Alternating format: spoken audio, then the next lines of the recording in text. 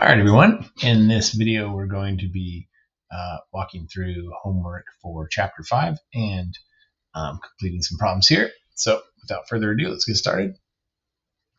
Okay, in our first question, we have this company, and at the end of March 2024, there's a number of different adjusting entries and adjustments that need to be made.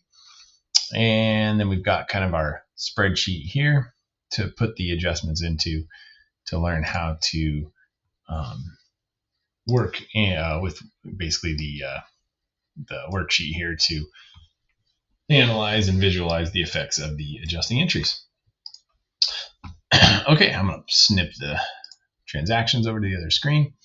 Scroll down here so we can more easily see the full worksheet here, spreadsheet, to input all of our adjustments to. So the first thing we need to analyze here on March 31st for our first adjustment says account of office supplies showed that there was $500 remaining worth of supplies in the office. And so prior to doing this adjustment, we need to look and see what our office supplies account shows.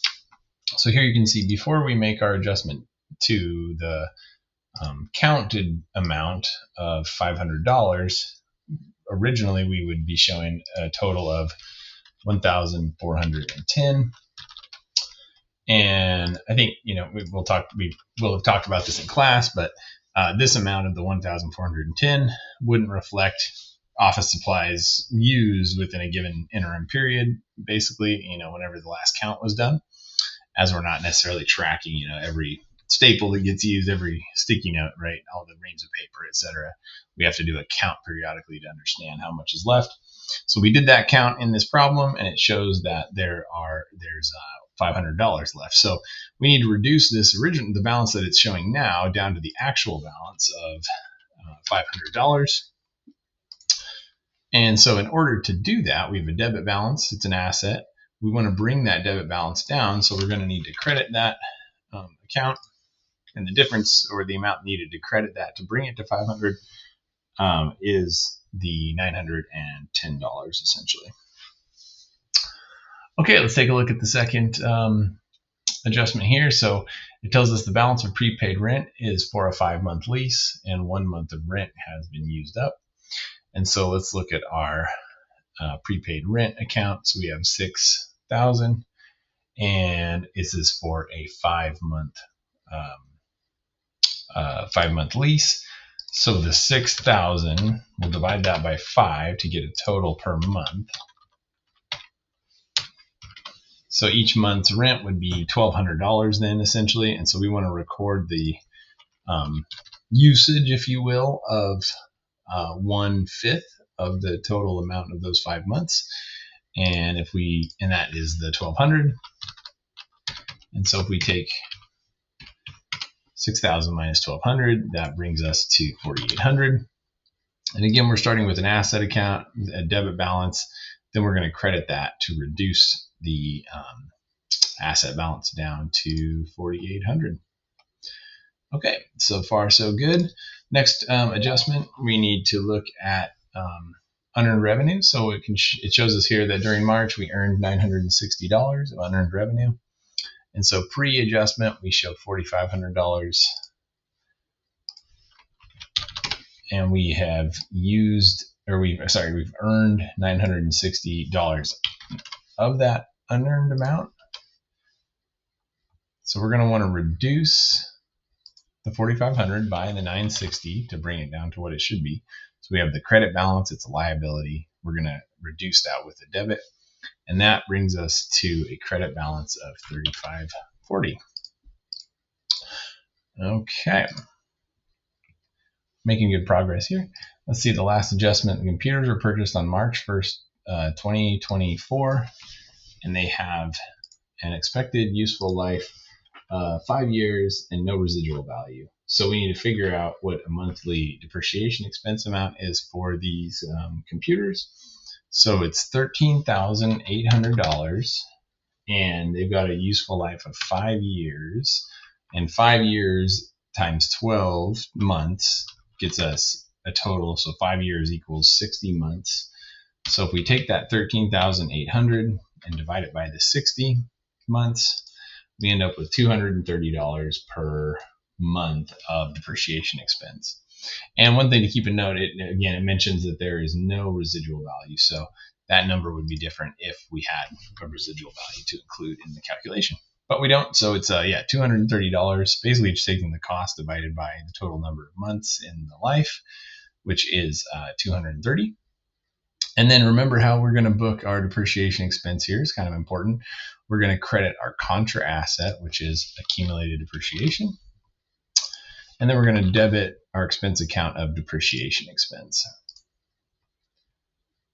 And we're going to want to, let's just carry that over. So credit, it didn't have any balance to start, so we have a credit balance there. Debit, no beginning balances for depreciation expense, so it just carries over. And that's all of our transactions to book into the spreadsheet. And just to finish the problem out, then we're going to want to carry over all of our balances here.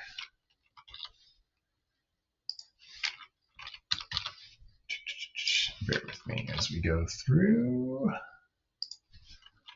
This is just a process of carrying balances over with no real change there, to the accounts that don't have any adjustments. You just bring those over essentially. And now we're going to add up the totals. 1640, 230, 1460, and 140. So per my calculations there, I get 29,770 just by adding up all the debits. Oh, I'm missing something. What am I missing here? Maybe I made an error in service revenue 4450. Oh, sorry, I'm missing my unearned revenue. I forgot to post the other side of that entry, so or to record it here in the spreadsheet. So when we reduced our unearned revenue liability with our debit, the other side of that is to record additional revenue related, because this unearned revenue now becomes essentially earned revenue. So if we take 4450 plus 960, we get 5410. Boom. Okay, that's great. Now let's take a look and see what I did wrong here. Why the total is not matching. 5100, 2100, 4800, 500, 13800, 1640, 230, 1460, and 140. 29.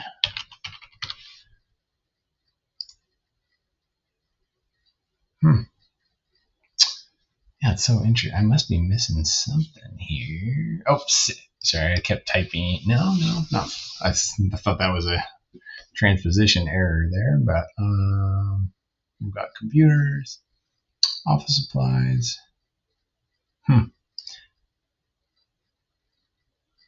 Interesting. Oh, I need totals here as well. That's another factor we need to figure in. So 960 plus 230. I got 1190 for my, this is a good check to do as well, just to ensure that I would have caught my mistake on the unearned revenue piece there. Yeah, it looks like, what am I missing here? Okay, I'm missing something here. I think I did whoopsie. My prepaid rent needed the debit expense portion. We reduced our put it in the wrong box there. So rent expense, and then we need to reduce our office supplies. So don't be like me and forget to post both sides or input both sides of the transactions as you go through. So now we've got 1200 and 1200, 960, 960, 230, 230, 910, and 910. Okay, so I think we've got them all in now. And we got 960, 230, 1200. That brings it to 3300 there. And now, okay, and then that explains why our totals were off on this one, because we were still missing the 1200 and the 910 that were our expense account debits that didn't get input the first time. So There we go. Sometimes it's a process. Okay, so we're good on there. We got everything listed. I think we're pretty good. I think the only thing we need to do at this point is just to, I mean, one thing we could just do if we know that that's right. Let's just make sure we got 100%. Yep. So, perfect. Okay, so yeah, a few things just to be cautious of as I'm explaining this. Sometimes I kind of get off my train of thought there. So always make sure that you've got a debit and a credit on your adjustment side, and then you're carrying all those over and doing all the totals across. So, okay, on to the next problem. Okay, very similar problem here. Again, I'm going to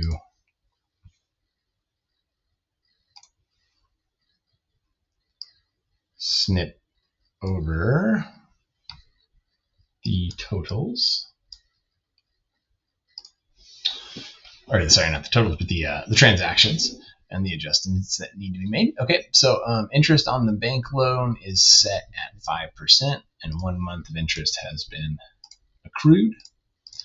Okay, so what we need to do for that is look at our notes payable account here. Let me see if I can get this whole thing on one screen here. Yep, that's good enough. Okay, so notes payable is 7,700. 5% of 7,700 is 385.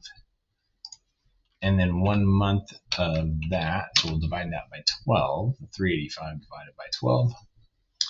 I get $32 of interest expense related to the notes payable. And so, be careful. Don't do your credit to notes payable. That's just the principal amount that remains, unchanged. We want to record our interest that we're going to be paying in the future under the interest payable account, not the notes payable account. They're related, obviously. The interest payables and interest expense is calculated by knowing what the notes payable balance is, but the interest goes into a separate expense and liability account. Separate liability account compared to the notes payable liability account. Okay, let's take a look here at another problem. The balance of prepaid rent is for the remaining 9 months of the lease, and 1 month has been used up. So prepaid rent, 12,600 divided. Oops, and we want to divide that by 9, which gets 1,400.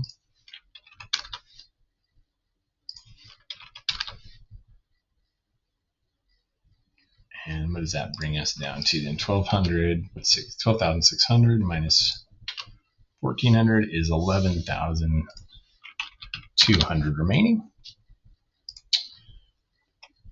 And again, just to highlight how I got that, so it tells us it was nine months. So take 12,600 total divided by 9 to get a per month amount, and then that's 1,400, and we're using that 1,400 up essentially as the month has, that 1 month has passed, and this is reflecting 8 months now, which is 8 times 1,400 basically.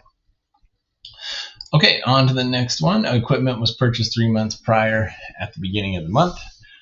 Useful life of 6 years. No residual value. Depreciation is recorded every month, so to record it for this month. So we've got the really important thing here is how many years. Really, it's how many months. So 6 years. So 6 times 12 months gives us 72 months in total. And the total on the equipment is 15,336. So we take 15,336 divided by 72, and I get $213 of depreciation expense. And so again, we're going to record that as a credit to accumulated depreciation and a debit to our depreciation expense. Check ourselves, and yep, looks like the math is good. And on to the next one. Okay, we completed $630 of work that was previously unearned. So let's go ahead and reduce our unearned revenue by $630. And then we will record the revenue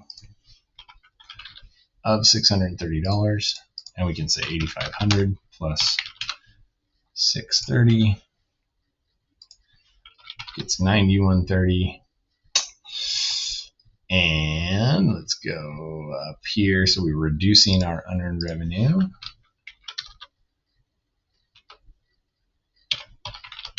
$2,600 minus $630 is $1,970.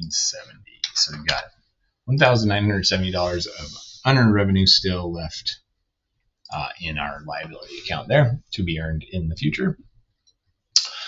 Okay, and let's look. Our last adjustment is that office supplies used totaled $500. So we don't have to back into it. It just tells us how much was used. And so we are going to reduce our office supplies asset account by $500 used up.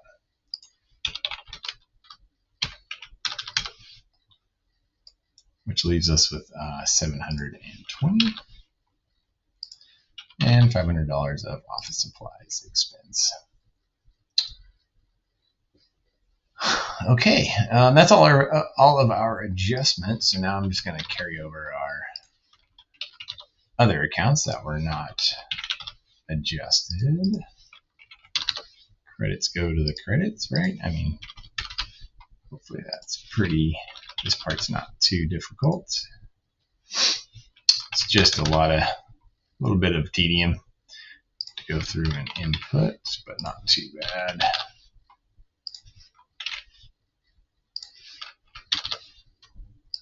Okay. All right, now we just need to do all of our summations here on the bottom so we can total everything up. So 630 plus 213 plus 1400 plus 500 gives us 2,775. Let's see if our other credit side is matching that, hopefully. Oh yeah, nice, 2,775. And now we're going to add all of our adjustments up in the adjusted trial balance column.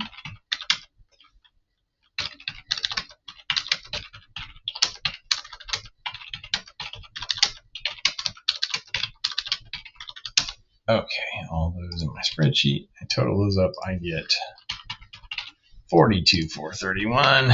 I'm just going to take a guess and roll the dice, and hopefully that adds up the same, and we've got the same totals there. Ooh, I'm missing one little 6% of my score on here. Something is just not pulling through right. So let me take a quick look here. What could we be missing? It's funny because, yeah, the totals. Maybe that was why I shouldn't have totaled those up or just used the debits for the credits, because I'm probably missing something on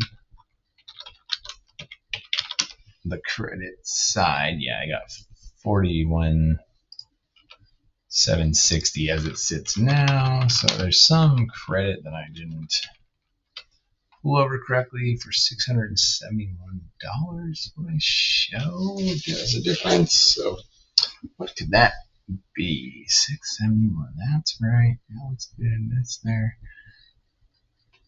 Oh, interest payable. That's definitely. Oh, there we go. Two of them. I forgot. I missed accumulated depreciation and interest payable. So use your check button. Oh, what am I? Oh, I'm sorry. I missed that. Okay, 426 plus the 213 is what we need to do there, not minus there. So that's 639. Perfect. Okay. So it's probably good to see me make some of these little mistakes, because you guys would probably make some of the mistakes too. And yeah, good deal. All right. Well, let's carry on to the next problem. Okay. So now we're just doing some journal entries here, and we've got a business that has these adjustments to make here below, and we're going to do the journal entries for these essentially.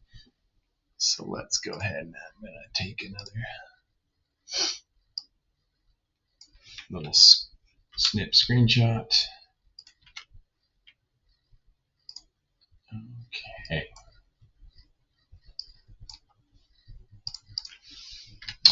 Okay, so the first adjustment transaction, we need to recognize $1,310 of insurance expense used for the month. So we're going to want to do our debits first, right? So we want to debit our expense first. And it tells us it's insurance expense. And then it's insurance expense used up for the month. So that kind of tells you, that we are reducing a prepaid insurance expense asset. If it just said we paid for 1 month's, insurance expense with cash or something like that, but typically insurance is usually always prepaid because it has more of a long-term aspect to it, being a whole year's worth or 6 months or whatever. So, okay. So even if it doesn't explicitly say prepaid insurance asset, or you can see it, like in a trial balance, that you can't see that here in this problem, you can pretty safely always assume it's going to be a prepaid insurance account. And the fact that it said it was used for the month kind of indicates it wasn't like a payment was made. It was just this prepaid insurance asset is being used up. Okay, the second transaction, a monthly magazine subscription, was prepaid for $240 on March 1st. And one issue had been received. So let's say it's a prepaid subscription. Let's look for probably a subscription expense then. And it was $240. So I'm assuming that they're saying a monthly magazine subscription is prepaid for $240. I'm assuming that's 12 months. It doesn't specifically say it's a year or anything, but let's just go with that. So we're taking 1/12 of that total $240. Yep. Oh, what? Oh, sorry. I have those backwards. Sorry. Subscription expense should be our debit, and we want to reduce prepaid subscription asset. Okay, to record depreciation for the month, it's $900. It just tells us what it is in this one. So again, we're going to start with our expense, so depreciation expense, and accumulated depreciation as the credit, and we've got $900. Okay, and then we're going to accrue some salaries, so $2,970. That's going to be salaries expense. And salaries payable will be our credit, so we're increasing our liability and increasing our expense. And then it talks about a 30-day contract was started. The customer will pay $7,630 at the end of the contract in April, and half of it was completed by the end of the month.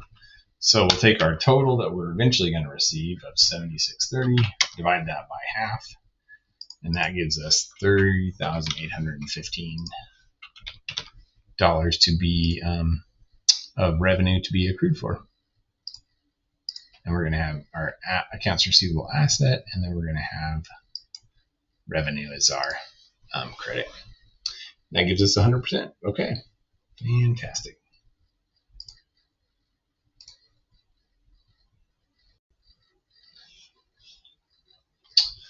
Okay, we're on to question number 4 here. And this problem is relatively similar to the prior problems. We just want to input our numbers. We've got an unadjusted trial balance, and we want to input our journal entries, I should say. So I'm going to take a snip of our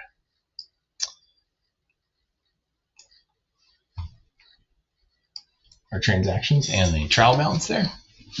And let's go down here and look. Okay, we are going to expense 1 month of insurance, and the balance of prepaid insurance represents a 12-month policy. So 1,920 divided by 12 is 160 per month. And that's insurance, right? Yeah, insurance expense, prepaid insurance. Okay, we want to do some depreciation. It tells us that depreciation for the equipment is $380, so that's pretty easy. Accumulate depreciation.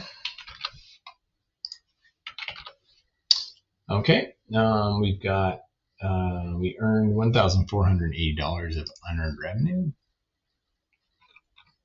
So we're going to debit our unearned revenue and credit our actual revenue. And it tells us $1,480. I think that's all we have to do in this problem. So yeah, 100%. Okay, great. Let's move on to the next problem. Okay, another spreadsheet problem here. We complete our journal entries. Okay.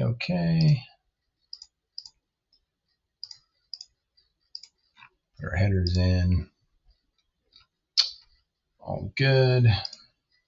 Now, there really isn't much on here, so I'm just going to I won't snip it this time. I'll just go off of these. So depreciation is $390. So accumulated depreciation as a credit, $390. And then depreciation expense will have a debit of $390. Prepaid insurance of $910 has been used up. And insurance expense, $910. Interest of $210 is accrued on the bank loan. So not notes payable. Remember, we want to credit our interest payable and interest expense on the other side. And then unearned revenue of $790 has now been earned. So $790 of service revenue, and where's our unearned revenue of $790 there. Okay, and then I'm going to leave it up to you guys to do all the summations and totals. That's just a matter of going through and doing it all. So those are the adjustments and how they sit. And yeah, like I said, I'll let you guys finish out the problem. Okay, on to the next one. Okay, let's see. Okay, this problem is very similar to the previous problems we've been doing, and you just need to complete the spreadsheet and then also do the journal entries here in journal entry format. So really just combining the information that we've covered in the other problems. So I'm going to skip past that one and leave it for you all to finish. Okay, let's look at this problem here. It's a depreciation problem. And I kind of like these problems just for the sake of it being something that you can kind of see more clearly, if you will, or get more of kind of that visual representation of the whole life of the asset as depreciation happens. So we've got $116,000. And so as far as the original cost of the equipment, that will never change. We need to calculate what depreciation expense will be. So per year, so we got 5 years, no residual value, so nothing. We just take 116,000 divided by 5, and we've got 23,200 per year. Oh, but I see a little wrinkle here. So 5 years is 60 months as well. So if we want it on an annual basis of taking 116,000 divided by 5 is 23,200. But on a monthly basis, then taking that same 23,200 per year, divide that by 12, or divide the original cost by 60, which is the total month life, gets us $1,933 per month of depreciation expense. But here's the little wrinkle, is that we bought this thing on April 1st, and we have a December 31st year end. So for that first year, we're having just April, we're not recording depreciation for January, February, and March. So we're just getting nine months then of depreciation. And if we take 9 times the $1,933 of depreciation expense per month, and record that 9 months of that, gives us $17,400 for this first year. And now that will be different. So the total full year, which is each year after that, like I was saying, the 116,000 divided by 5 is 23,200. And then we can look at our accumulated depreciation. So the first year will just be the amount that we booked in that first year, because it's the only depreciation expense we have so far, into our contra asset of accumulated depreciation. And the taking 116,000 minus 17,400 leaves us with 98,600 of net book value. And then we want to